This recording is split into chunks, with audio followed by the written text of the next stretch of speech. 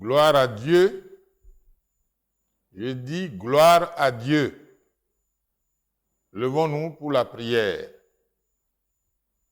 Père, nous voulons te remercier infiniment pour la grâce que tu nous as accordée de participer à cette conférence mondiale sur la famille et le mariage.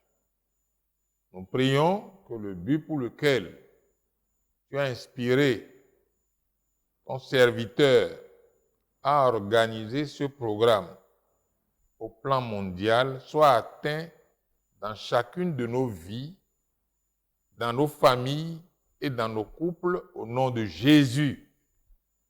Je voudrais te remercier pour nous avoir exaucés.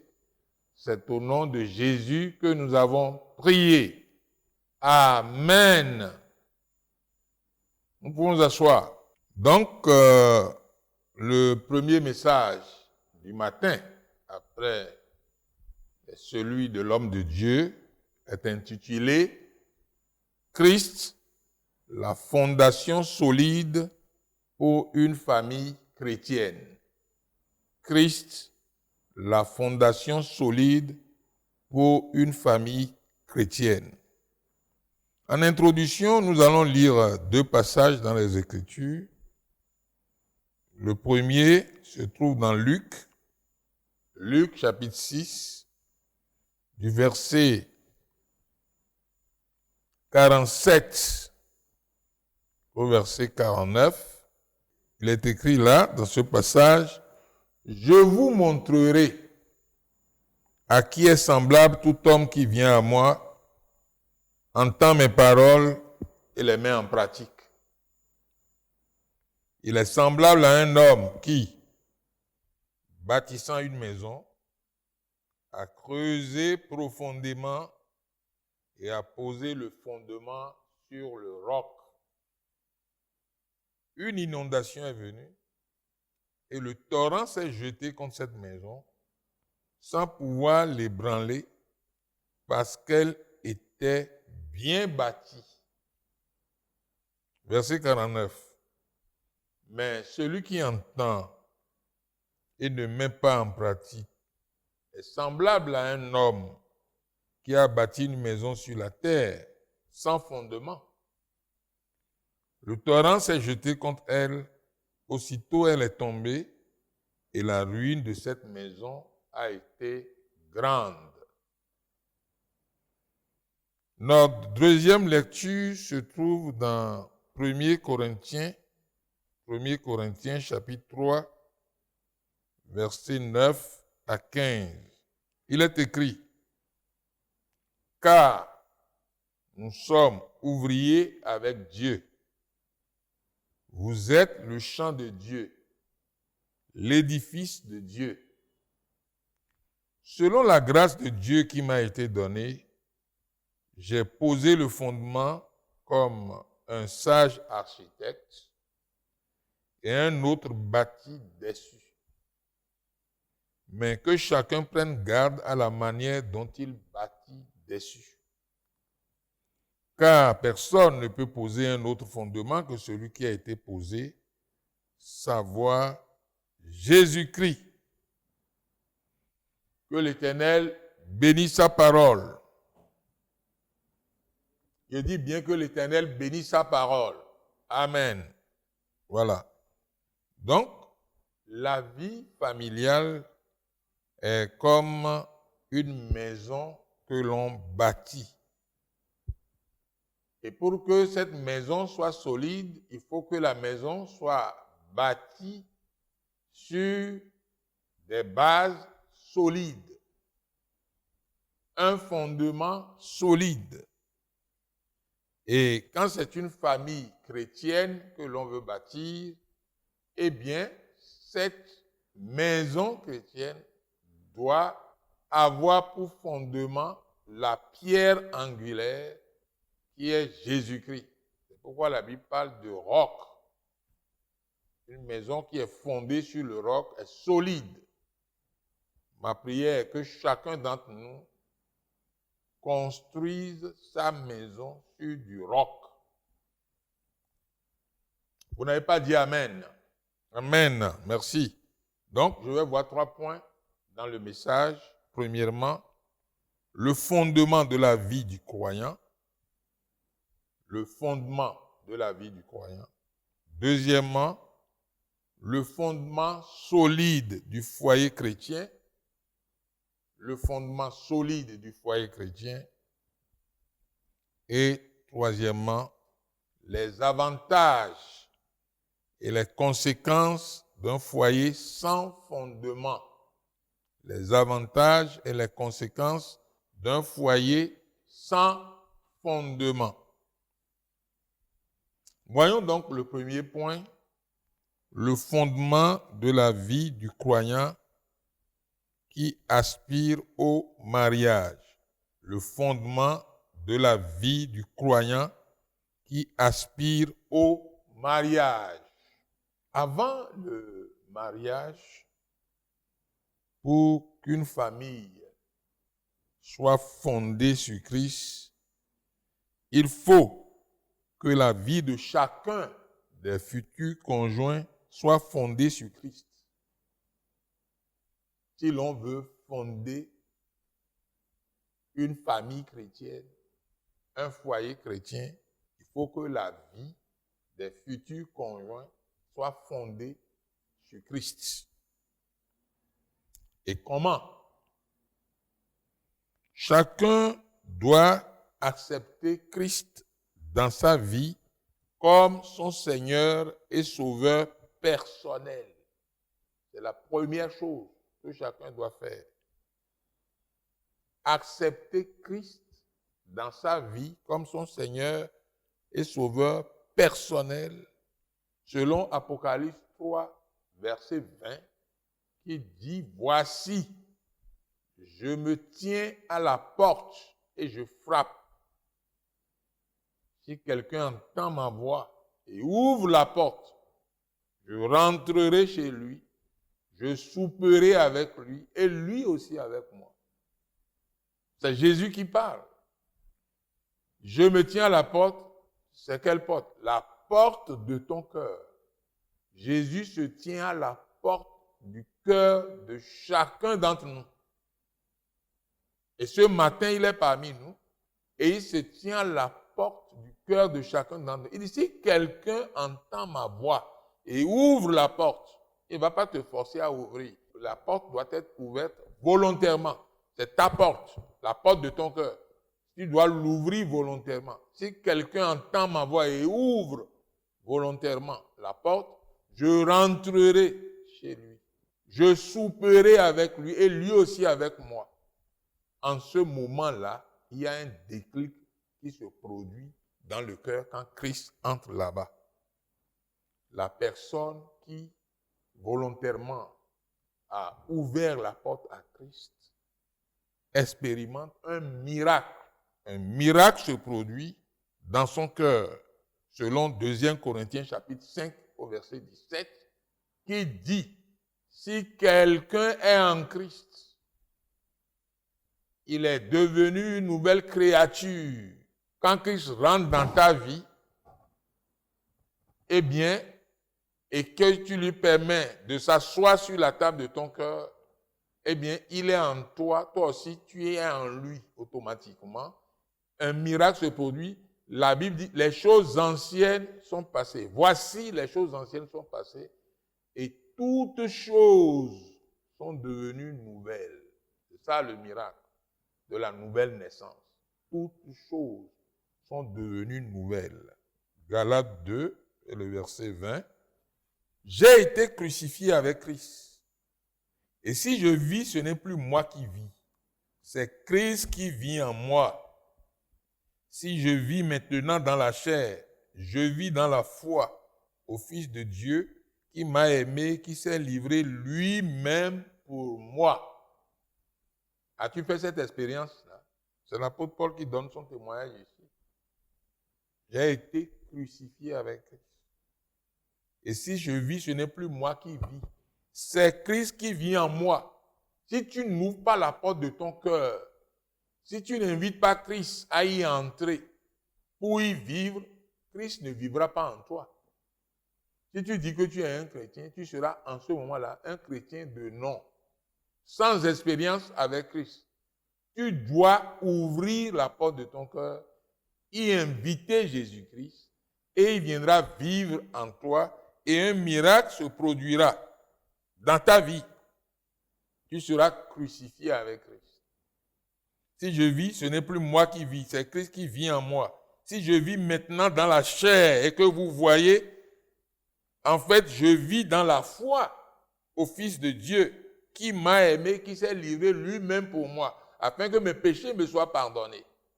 Et donc, c'est pour cela que je dois l'inviter dans ma vie pour qu'il vienne s'installer dans mon cœur afin de transformer ma vie et me protéger contre toutes les attaques de l'ennemi. Après cette expérience dénommée le salut authentique, lorsqu'on est sincère, chacun des croyants, donc futurs conjoints, doit persévérer dans la doctrine de Christ. Et la doctrine de Christ, ce sont les enseignements que Christ a donnés sur la vie chrétienne. Que chacun et chacune qui a fait cette expérience doit marcher selon cette doctrine-là. Et dans Matthieu chapitre 28, ouvre ta Bible, Matthieu chapitre 28, ouvrons nos Bibles, du verset 19 au verset 20. Il dit, allez, faites de toutes les nations des disciples, les baptisant au nom du Père, du Fils et du Saint-Esprit, et enseignez-leur à observer tout ce que je vous ai prescrit. Et voici, je suis avec vous tous les jours jusqu'à la fin du monde. Voyez-vous, lorsque vous recevez Christ dans votre vie comme votre Seigneur et Sauveur personnel, vous devez maintenant être exposé aux enseignements de Christ. Celui qui vous a prêché l'évangile, celui qui vous a présenté l'évangile, celui qui vous a parlé de Jésus, doit, après votre conversion, vous parler des doctrines de Christ, des enseignements de Christ, sur chaque sujet concernant la vie chrétienne. C'est pourquoi il dit, et enseignez-leur à observer tout ce que je vous ai prescrit. Et si vous le faites, je serai avec vous tous les jours jusqu'à la fin du monde. De ce fait, le jeune croyant, futur conjoint, grandira dans la foi et dans la connaissance du Dieu de son salut. C'est pourquoi il doit être exposé à toute la doctrine de Christ, appelé ici le fondement des apôtres. Et ce fondement des apôtres est composé des enseignements de Christ que les apôtres eux-mêmes ont reçus, qu'ils ont pratiqués et qui leur a donné un fondement solide. Et selon les érudits de la Bible, il y a 22 doctrines que Christ a enseignées et que nous devons connaître, nous devons pratiquer pour grandir dans la foi et être fondés sur cette doctrine-là, sur cet enseignement-là, qui est le fondement des apôtres. Nous aussi, cela doit devenir notre fondement. Et lorsque nous faisons cela, eh bien, cela nous amènera à maturité, et nous serons prêts pour le mariage. C'est pourquoi on dit que le mariage n'est pas pour les enfants. Le mariage est pour les adultes. Ce n'est pas même pour les adolescents. C'est pour les adultes. Ceux qui sont mûrs physiquement, à partir de 18 ans, l'âge de la majorité, dans certains pays, à partir de 21 ans, âge de la majorité dans d'autres pays, eh bien, le jeune chrétien peut se préparer pour le mariage s'il a fait l'expérience avec Christ et qui n'est pas un bébé dans la foi. Donc, ce n'est pas seulement avoir l'âge de la majorité physiquement, il faut avoir l'âge de la majorité aussi au plan spirituel. Et lorsque tu as reçu Jésus aujourd'hui, demain tu ne vas pas dire je vais me marier parce que tu ne connais encore rien dans la parole de Dieu. Tu dois grandir spirituellement, écouter la parole de Dieu, semaine après semaine, mois après mois, année après année, jusqu'à parvenir à l'étape de la maturité chrétienne où tu comprends la doctrine de Christ et ces différents sujets qui ont été développés. Quand tu arrives à cette étape-là, après ta conversion, eh bien, le futur conjoint doit désirer, comme un nouveau-né, le lait spirituel et pur de la parole de Dieu, selon 1 Pierre 2, versets 2 à 9. C'est ça qui lui permettra de connaître toutes ces doctrines-là que le Christ a enseignées à ses premiers disciples qui nous ont transmis de génération en génération pour que nous soyons là aujourd'hui devant vous pour vous parler de cette expérience. Arrivé à cette étape de la vie chrétienne, quand vous priez pour le mariage, vous ne serez plus jamais confus. Ce n'est pas possible. 1 Pierre chapitre 2, nous lisons le verset 6. Car il est dit dans l'Écriture, « Voici, je mets en Sion une pierre angulaire, choisie, précieuse, et celui qui croit en elle ne sera point confus. » Dites Amen. Si tu crois en Jésus, tu ne seras pas confus. Si tu lis sa parole et si tu suis ses enseignements et que tu les mets en pratique et que de bébé dans la foi, tu grandis progressivement pour devenir un chrétien mûr, maîtrisant les enseignements de Christ, quand l'heure de la maturité spirituelle sonne, de la maturité physique sonne, et que tu es prêt pour le mariage, quand tu vas devant Dieu pour prier, pour dire, Seigneur, révèle-moi ta volonté dans le domaine du mariage, Dieu te révèle la personne et tu pourras discerner cela, tu pourras comprendre cela et tu ne seras jamais confus. Mais si tu viens de naître de nouveau et quelques semaines après, quelques mois après, tu commences à regarder à gauche, à droite pour voir celui qui est le plus beau dans cette assemblée, celle qui est la plus belle dans cette assemblée, et tu cours vers ton pasteur au comité de mariage pour dire, vraiment, je veux me marier et Dieu m'a déjà parlé de la personne. Tu blagues. On ne blague pas avec le Seigneur.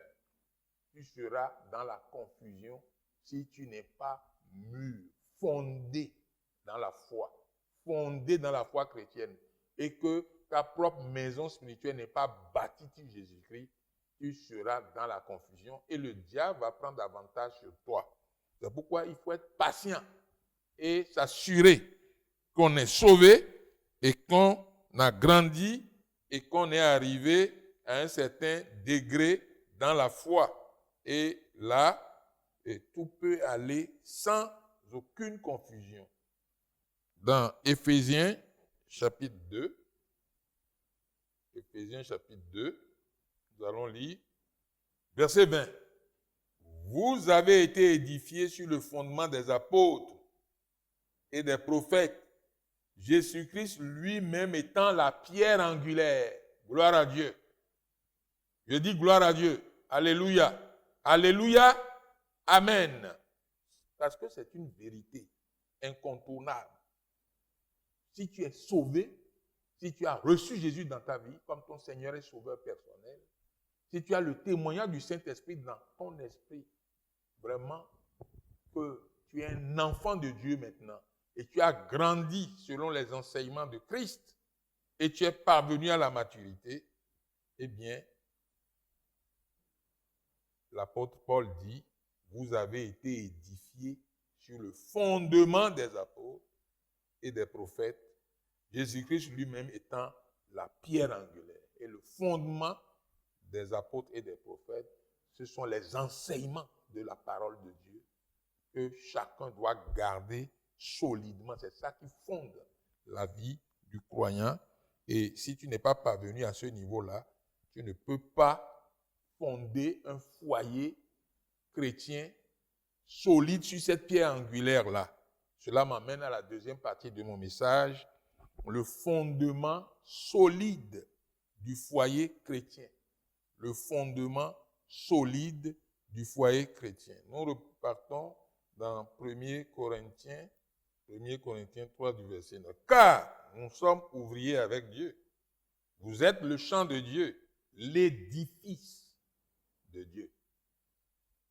Selon la grâce de Dieu qui m'a été donnée, j'ai posé le fondement comme un sage architecte et un autre bâtit dessus. Mais que chacun prenne garde à la manière dont il bâtit dessus. Car personne ne peut poser un autre fondement que celui qui a été posé, savoir Jésus-Christ. Or, si quelqu'un bâtit sur ce fondement avec de l'or, de l'argent, des pierres précieuses, du bois, du foin, du chaume, l'œuvre de chacun sera manifestée. Car, verset 13, le jour la fera connaître parce qu'elle se révélera dans le feu et le feu éprouvera ce qu'est l'œuvre de chacun. Si tu es vraiment fondé, ancré solidement sur le roc des âges, sur la pierre angulaire, ta vie chrétienne révélera ça, tôt ou tard. Ça ne se cache pas. Les autres qui t'entourent verront Jésus-Christ en toi. Au service, tes collègues verront Jésus-Christ en toi. Au campus, tes camarades verront Jésus-Christ en toi. Au lycée, tout le monde verra Jésus-Christ en toi. Et ta vie sera un défi pour tes contemporains. À la maison, partout, au marché, dans l'entreprise. Si tu as Jésus-Christ solidement fondé en toi, cela se révélera. Cela ne se cache pas.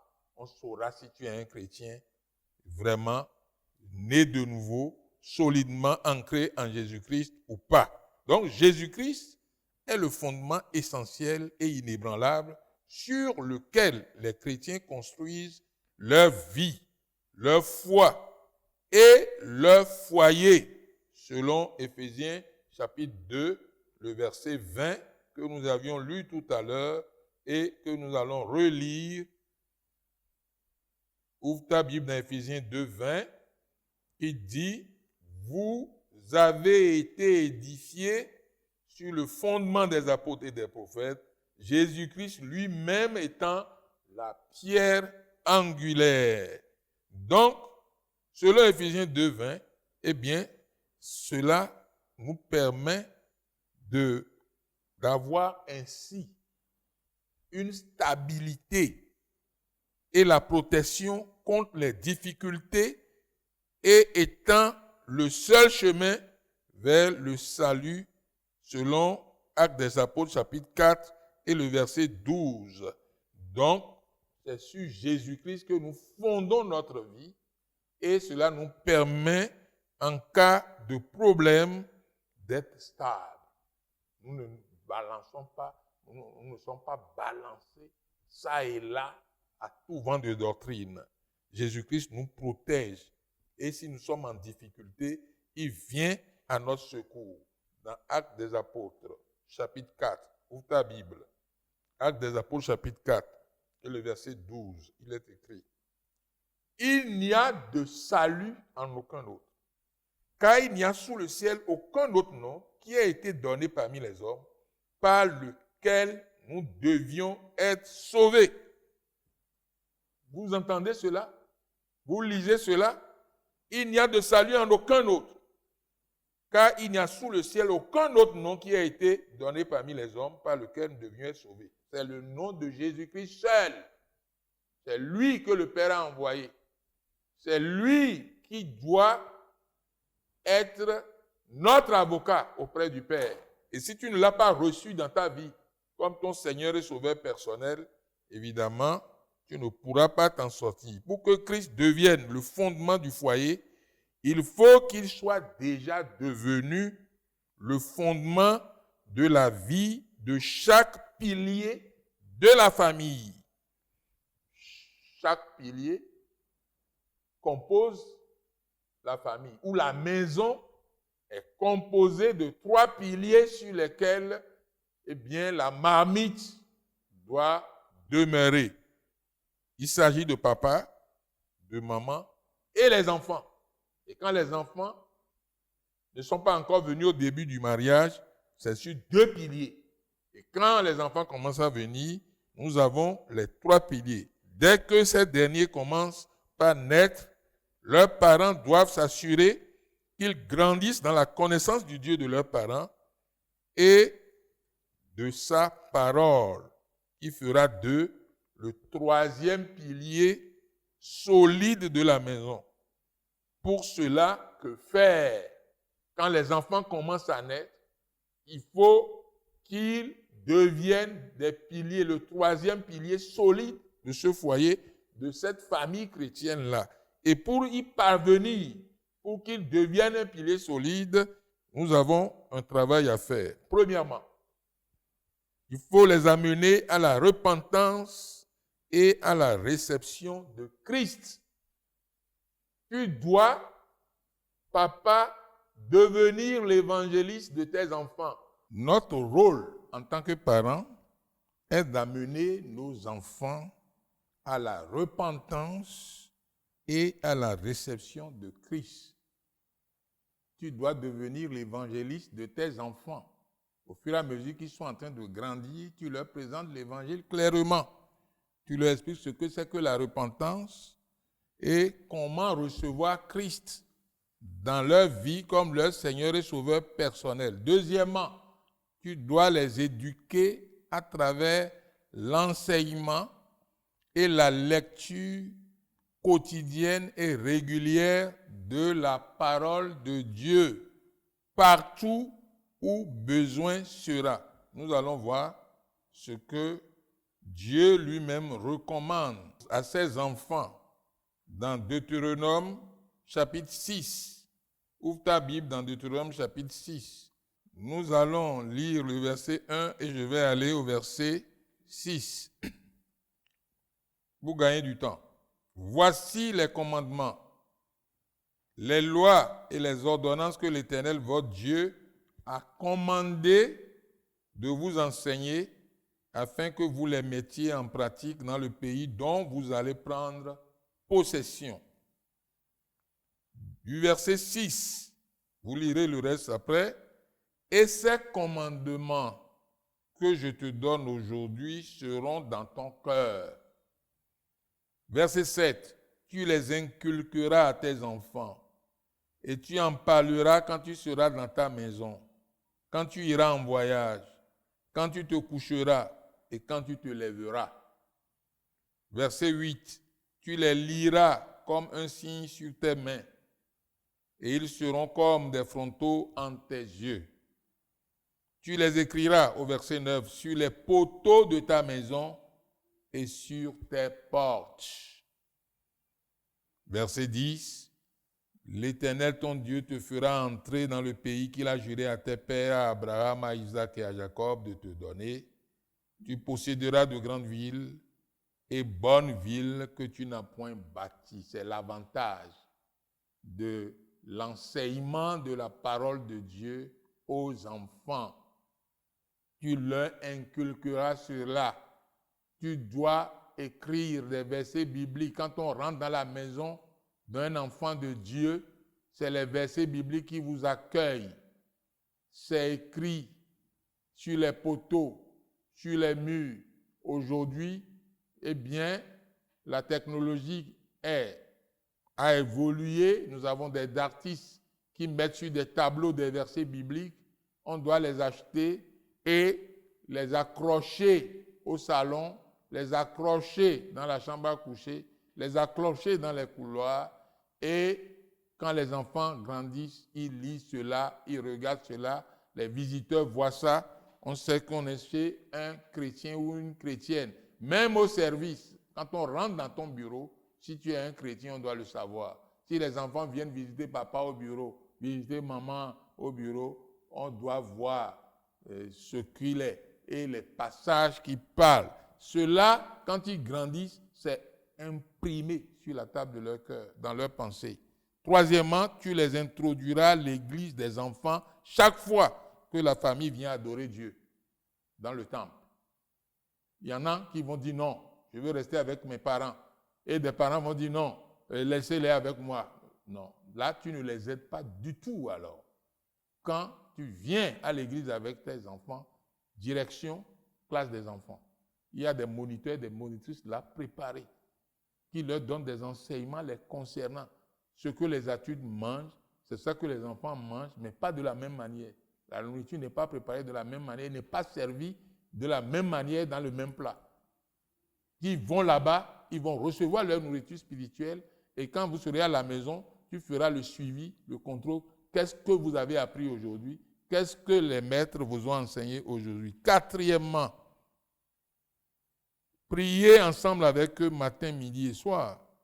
Jeûnez avec eux pour les initier au combat spirituel afin qu'ils soient aguerris contre Satan et ses agents qui pilulent dans les milieux scolaires, cherchant une proie à dévorer, selon 1 Pierre 5, 8. Soyez sobres, veillez, car votre adversaire, le diable, rôde autour de vous. Il rôde autour de vos enfants, dans les écoles, dans les collèges, cherchant qui il pourra dévorer.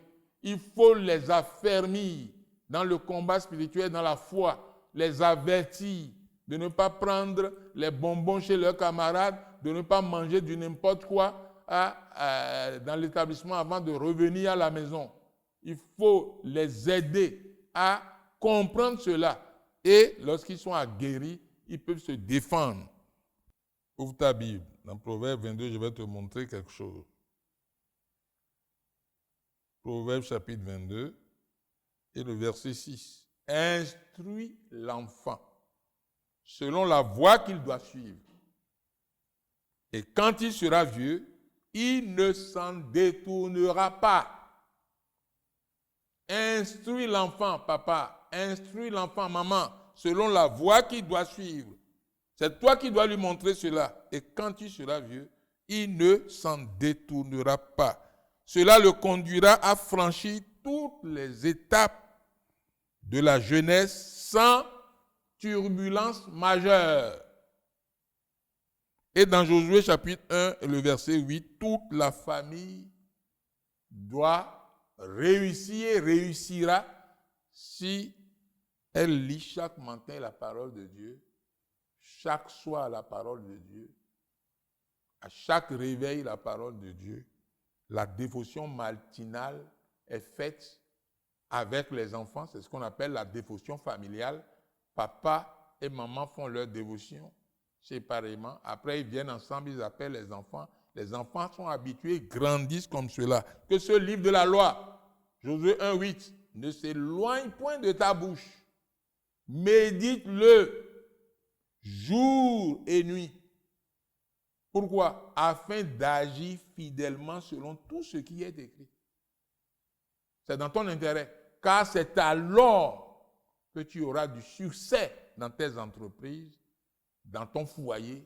Et c'est alors que tu réussiras. Et quand une famille fait cela, vous voyez, le papa évolue au plan professionnel, la maman évolue au plan social et professionnel. Vous voyez, les enfants réussissent dans leurs études, ils terminent vite leurs études sans retard et ils deviennent, n'est-ce pas, des cadres, n'est-ce pas, de leur pays. En peu de temps, toute la famille réussit, évolue, tout le monde est dans la joie. Les combats qui arrivent, eh bien, toute la famille est solide, forme une équipe pour combattre le diable et ses agents et le succès est à leur porte chaque jour de leur vie. Ça m'amène à la troisième et dernière partie de mon message, les avantages et les conséquences d'un foyer sans fondement. Les avantages et les conséquences d'un foyer sans fondement. Nous avons déjà lu certains passages sur lesquels je vais revenir ici. Regardez dans Jean, chapitre 15. On n'a pas encore lu ça. Jean, évangile selon Jean, chapitre 15. Nous lisons ici le verset 6. Si quelqu'un ne demeure pas en moi, il est jeté dehors comme le sarment, et il sèche. Puis on ramasse les sarments, on les jette au feu, et ils brûlent. Il dit, si vous demeurez en moi et que mes paroles demeurent en vous, demandez ce que vous voudrez et cela vous sera accordé. Cela vous sera accordé. Alors, si vous ne demeurez pas en Jésus, cela veut dire que cela ne vous sera pas accordé. Et si vous ne demeurez pas en moi, vous ne pourrez rien faire. Je suis le cep, au verset 5. Vous êtes les sarments. Celui qui demeure en moi et en qui je demeure porte beaucoup de fruits. Car sans moi, vous ne pouvez rien faire. Vous voyez cela? Vous entendez cela? Pour fonder un foyer chrétien et avoir une famille chrétienne solide, il faut que la famille soit fondée en Jésus-Christ. Il faut que le foyer soit bâti sur Jésus-Christ. Et si vous faites cela, vous allez réussir. Mais si vous ne faites pas cela, vous allez échouer. Sans moi, vous ne pouvez rien faire. Donc, il y a les avantages et les conséquences. L'expression « Christ est le fondement » affirme que Jésus-Christ est le fondement unique et essentiel sur lequel les croyants doivent construire leur vie.